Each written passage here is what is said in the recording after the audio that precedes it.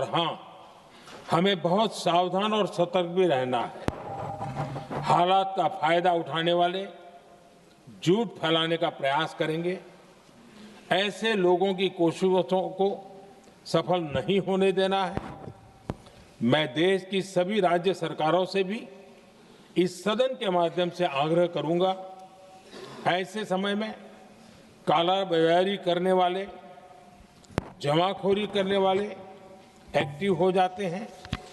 इसके लिए कड़ी मॉनिटरिंग जरूरी है। जहां से भी ऐसी शिकायतें आती हैं, वहां त्वरित कार्रवाई होनी चाहिए। देश की हर सरकार और देश का हर नागरिक जब मिलकर चलेंगे तो हम हर चुनौती को चुनौती दे सकते हैं। आदरणीय अध्यक्ष महोदय,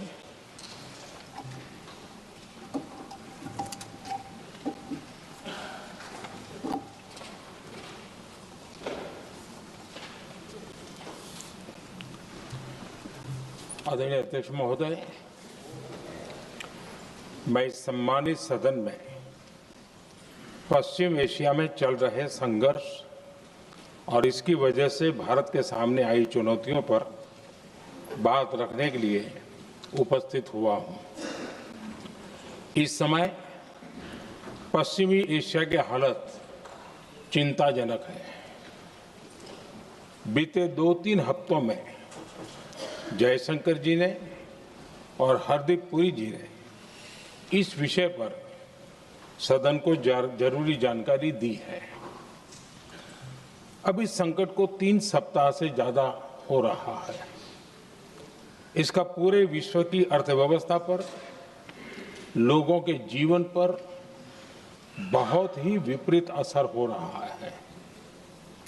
इसलिए पूरी दुनिया इस संकट के जल्द से जल्द समाधान के लिए सभी पक्षों से आग्रह भी कर रही है। अध्यक्ष महोदय, भारत के सामने भी इस युद्ध ने अप्रत्याशित चुनौतियां खड़ी कर दी हैं। ये चुनौतियां आर्थिक भी हैं, नेशनल सिक्योरिटी से जुड़ी भी हैं और मानवीय भी है। युद्धरत और युद्ध से प्रभावित देशों के साथ भारत के व्यापक व्यापारिक रिश्ते हैं। जिस क्षेत्र में युद्ध हो रहा है, वो दुनिया के दूसरे देशों के साथ हमारे व्यापार का भी एक महत्वपूर्ण रास्ता है। विशेष रूप से कच्चे तेल और गैस की हमारी जरूरतों का एक बड़ा हिस्सा यही क्षेत्र पूरा करता है। हमारे लिए ये रीजन एक और कारण से भी अहम है। लगभग 1 करोड़ भारतीय खाड़ी देशों में रहते हैं और वहां काम करते हैं। वहां समंदर में जो कमर्शियल शिप चलते हैं, उनमें भारतीय क्रू मेंबर्स की संख्या भी बहुत अधिक है। ऐसे अलग अलग कारणों के चलते भारत की चिंताएं स्वाभाविक रूप से अधिक है। इसलिए ये आवश्यक है कि भारत की संसद से इस संकट को लेकर एक मत और एकजुट आवाज दुनिया में जाए।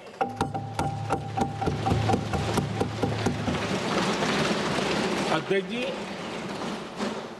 जब से ये युद्ध शुरू हुआ है, तब से ही प्रभावित देशों में हर भारतीय को जरूरी मदद दी जा रही है। मैंने खुद पश्चिम एशिया के ज्यादातर देशों के राष्ट्राध्यक्षों के साथ 2 राउंड फोन पर बात की है। सभी ने भारतीयों की सुरक्षा का पूरा आश्वासन दिया है। दुर्भाग्य से इस दौरान कुछ लोगों की दुखद मृत्यु हुई है और कुछ घायल हुए हैं। ऐसे मुश्किल हालात में परिवारजनों को आवश्यक मदद दी जा रही है। जो घायल है उनका बेहतर इलाज सुनिश्चित कराया जा रहा है।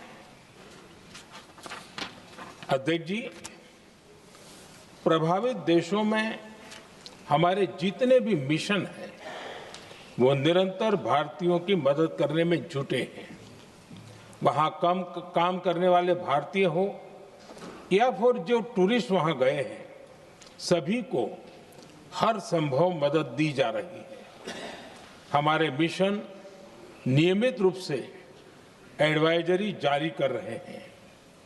यहां भारत में और अन्य प्रभावित देशों में 24/7 कंट्रोल रूम और आपातकालीन हेल्पलाइन स्थापित की गई है।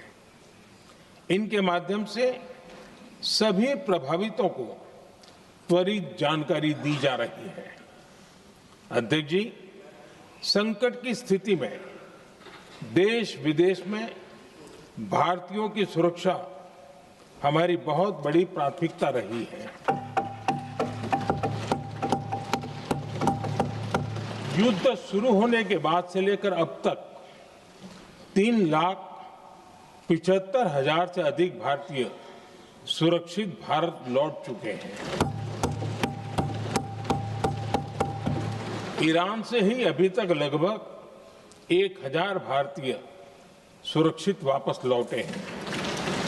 इनमें 700 से अधिक मेडिकल की पढ़ाई करने वाले युवा हैं। खाड़ी देशों में भारतीय स्कूलों में हजारों विद्यार्थी पढ़ते हैं। सीबीएसई ने ऐसे सभी भारतीय स्कूलों में होने वाली कक्षा 10वीं और 12वीं की निर्धारित परीक्षाओं को रद्द कर दिया है। इन बच्चों की पढ़ाई निर्बाध चलती रहे, इसके लिए सीबीएसई उचित कदम उठा रही है। यानी सरकार संवेदनशील भी है, सतर्क भी है और हर सहायता के लिए तत्पर भी है। माननीय अध्यक्ष जी, भारत में बड़ी मात्रा में कच्चा तेल, गैस और फर्टिलाइजर जैसी अनेक जरूरी चीजें हॉर्मुज स्ट्रेट के रास्ते से आती हैं। युद्ध के बाद से ही हॉर्मुज स्ट्रेट में जहाजों का आना जाना बहुत चुनौतीपूर्ण हो गया है। बावजूद इसके हमारी सरकार का ये प्रयास रहा है कि पेट्रोल, डीजल और गैस की सप्लाई बहुत ज्यादा प्रभावित न हो। देश के सामान्य परिवारों को परेशानी भी कम से कम हो, इस पर हमारा फोकस रहा है। हम सभी जानते हैं, देश अपनी जरूरत की 60% एलपीजी आयात करता है। इसकी सप्लाई में अनिश्चितता के कारण सरकार ने एलपीजी के डोमेस्टिक उपयोग को प्राथमिकता दी है। साथ ही एलपीजी के देश में ही उत्पादन को भी बढ़ाया जा रहा है। पेट्रोल, डीजल की सप्लाई पूरे देश में सुचारू रूप से होती रहे, इस पर भी लगातार काम किया गया है। अध्यक्ष जी, आज की इन परिस्थितियों में एनर्जी सिक्योरिटी को लेकर बीते एक दशक में उठाए गए कदम और भी प्रासंगिक हो गए हैं। भारत ने बीते 11 वर्षों में अपनी एनर्जी इंपोर्ट का डाइवर्सिफिकेशन किया है। पहले क्रूड ऑयल, एलएनजी, एलपीजी ऐसी एनर्जी जरूरतों के लिए 27 देशों से इंपोर्ट किया जाता था। वहीं आज भारत 41 देशों से एनर्जी इंपोर्ट करता है। अध्यक्ष जी, बीते दशक में भारत ने संकट के ऐसे ही समय के लिए कच्चे तेल के भंडारण को भी प्राथमिकता दी है। आज भारत के पास 53 लाख मीट्रिक टन से अधिक का स्ट्रेटेजिक पेट्रोलियम रिजर्व है और 65 लाख मीट्रिक टन से अधिक के रिजर्व की व्यवस्था पर देश काम कर रहा है। हमारी तेल कंपनियों के पास जो रिजर्व रहता है वो अलग है। बीते 11 वर्षों में हमारी रिफाइनिंग कैपेसिटी में भी उल्लेखनीय वृद्धि हुई है। अध्यक्ष जी, सरकार अलग अलग देशों के सप्लायर्स के साथ भी लगातार संपर्क में है। प्रयास ये है कि जहां से संभव हो वहां से तेल और गैस की सप्लाई होती रहे। भारत सरकार गल्फ और आसपास के शिपिंग रूट्स पर निरंतर नजर बनाए हुए है। हमारा प्रयास है कि तेल हो, गैस हो, फर्टिलाइजर हो, ऐसे हर जरूरी सामान से जुड़े जहाज भारत तक सुरक्षित पहुंचे। हम अपने सभी वैश्विक सहयोगियों के साथ निरंतर संवाद कर रहे हैं ताकि हमारे मैरीटाइम कॉरिडोर सुरक्षित रहे। ऐसे प्रयासों के कारण बीते दिनों हॉर्मुज स्ट्रेट में फंसे हमारे कई जहाज भारत आए भी हैं। अध्यक्ष जी, संकट के इस समय में देश की एक और तैयारी भी बहुत काम आ रही है। पिछले 10-11 साल में इथेनॉल के उत्पादन और उसकी ब्लेंडिंग पर अभूतपूर्व काम हुआ है। एक दशक पहले तक देश में सिर्फ 1-1.5% इथेनॉल ब्लेंडिंग कैपेसिटी थी। आज हम पेट्रोल में 20% इथेनॉल ब्लेंडिंग के करीब पहुंच रहे हैं। इसके कारण प्रति वर्ष करीब 4.5 करोड़ बैरल कम ऑयल इंपोर्ट करना पड़ रहा है। ऐसे ही रेलवे के बिजलीकरण से भी बहुत बड़ा फायदा हो रहा है। अगर रेलवे का इतना बिजलीकरण न होता तो हर साल करीब 180 करोड़ लीटर डीजल अतिरिक्त लगता।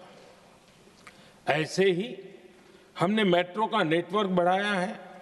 2014 में जहां देश में मेट्रो नेटवर्क 250 किलोमीटर से भी कम था, आज ये बढ़कर करीब 1100 किलोमीटर हो गया है। हमने इलेक्ट्रिक मोबिलिटी पर बहुत अधिक बल दिया। केंद्र सरकार ने राज्यों को 15,000 इलेक्ट्रिक बसें चलाने के लिए दी हैं। आज जिस स्केल पर वैकल्पिक ईंधन पर काम हो रहा है, उससे भारत का भविष्य और सुरक्षित होगा।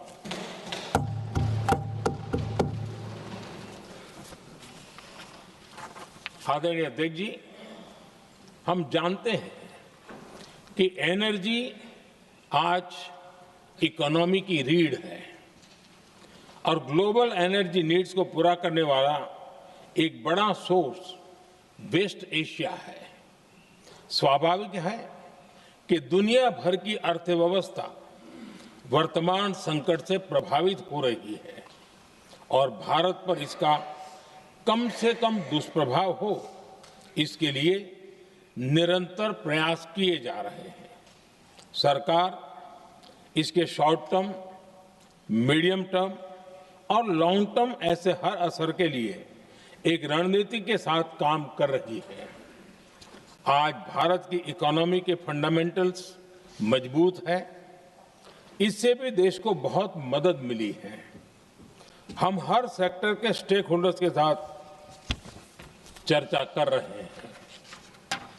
जहां भी जरूरत है उस सेक्टर को आवश्यक सपोर्ट दिया जा रहा है। भारत सरकार ने एक इंटर मिनिस्ट्रियल ग्रुप भी बनाया है। ये ग्रुप हर रोज मिलता है और हमारे इंपोर्ट एक्सपोर्ट में आने वाली हर दिक्कत का आकलन करता है और ये ग्रुप आवश्यक समाधान पर भी निरंतर काम करता है। मुझे पूरा भरोसा है कि सरकार और इंडस्ट्री के साझा प्रयासों से हम परिस्थितियों का बेहतर सामना कर पाएंगे। माननीय अध्यक्ष जी, एक बड़ा सवाल ये है कि युद्ध का खेती पर क्या प्रभाव होगा। देश के किसानों ने हमारे अन्न के भंडार भर रखे हैं, इसलिए भारत के पास पर्याप्त खाद्यान्न है। हमारा ये भी प्रयास है कि खरीफ सीजन की ठीक से बुआई हो सके। सरकार ने बीते सालों में आपात स्थिति से निपटने के लिए खाद की पर्याप्त व्यवस्था भी की है। अतीत में भी हमारी सरकार ने दुनिया के संकटों का बोझ किसानों पर नहीं पड़ने दिया था। कोरोना और उस समय के युद्धों के दौरान उस समय भी ग्लोबल सप्लाई चेन में डिस्टरप्शन आ गई थी। दुनिया के बाजार में यूरिया की एक बोरी 3,000 रुपये तक पहुंच गई, लेकिन भारत के किसानों को वही बोरी 300 रुपये से भी कम कीमत में उपलब्ध कराई गई। अध्यक्ष जी, देश के किसानों को इस प्रकार के संकटों से बचाने के लिए भी बीते वर्षों में अनेक कदम उठाए गए हैं। पिछले एक दशक में देश में 6 यूरिया प्लांट शुरू किए गए हैं। इससे सालाना 76 लाख मैट्रिक टन से अधिक की यूरिया प्रोडक्शन कैपेसिटी जुड़ी है। इस दौरान डीएपी और एनपीकेएस जैसी खाद का घरेलू उत्पादन भी करीब 50 लाख मैट्रिक टन बढ़ाया गया है। इतना ही नहीं, तेल और गैस की तरह खाद के आयात को भी डाइवर्सिफाई किया गया है। ऐसे ही डीएपी और एनपीके के आयात के लिए भी हमने अपने विकल्पों को विस्तार किया है। अध्यक्ष जी, सरकार ने देश के किसानों को made in India nano urea का विकल्प भी दिया है। सरकार किसानों को प्राकृतिक खेती के लिए भी प्रोत्साहित कर रही है। पीएम कुसुम योजना के तहत किसानों को 22 लाख से ज्यादा सोलर पंप दिए गए हैं। इससे भी डीजल पर उनकी निर्भरता कम हुई है।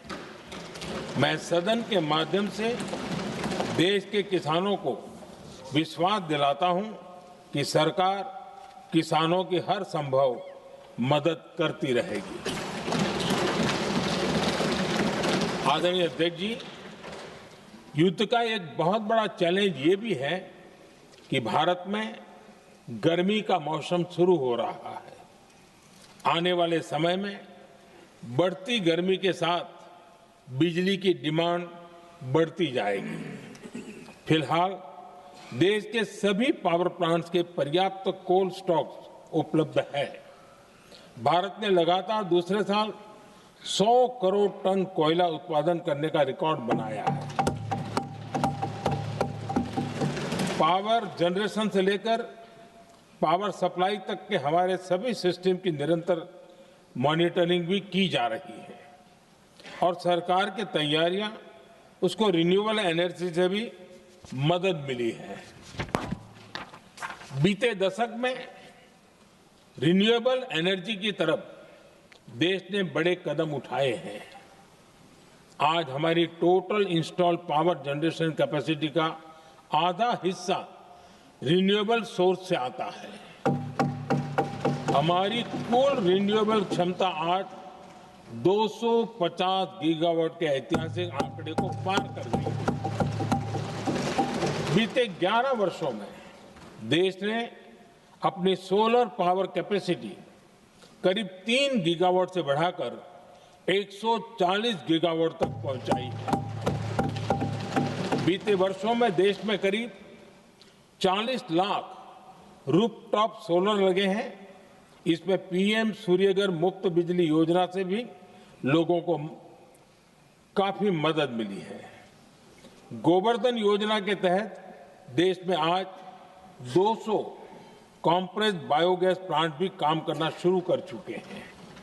ये सारे प्रयास आज देश के बहुत काम आ रहे हैं।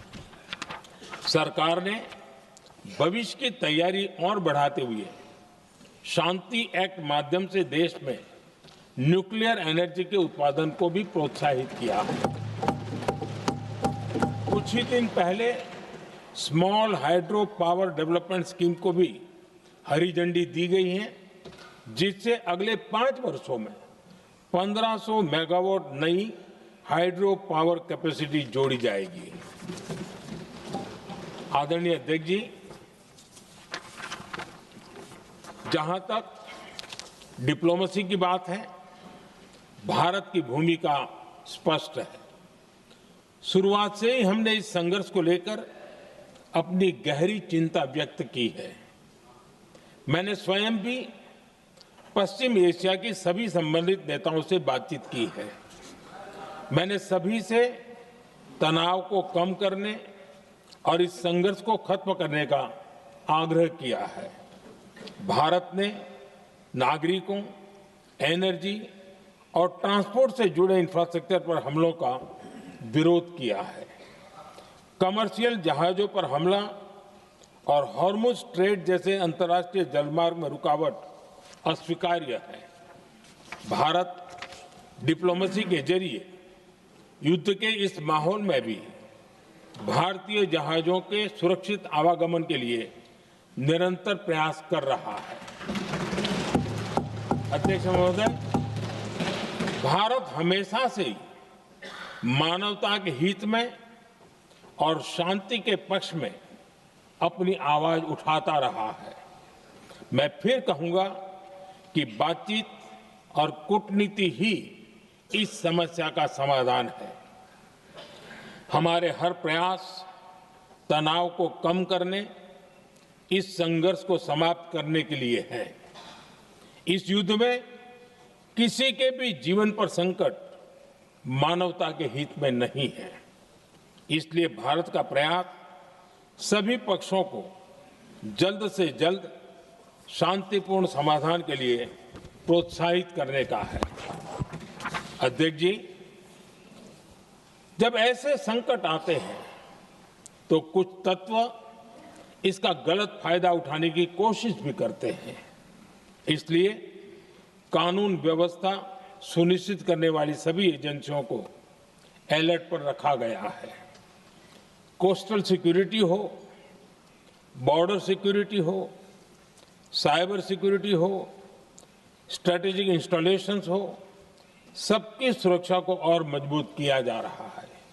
अध्यक्ष जी, इस युद्ध के कारण दुनिया में जो कठिन हालात बने हैं, उनका प्रभाव लंबे समय तक बने रहने की आशंका है।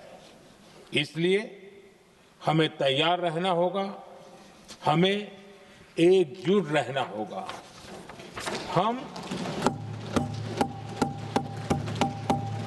हम कोरोना के समय भी एकजुटता से ऐसी चुनौतियों का सामना कर चुके हैं। अब हमें फिर से उसी तरह तैयार रहने की आवश्यकता है।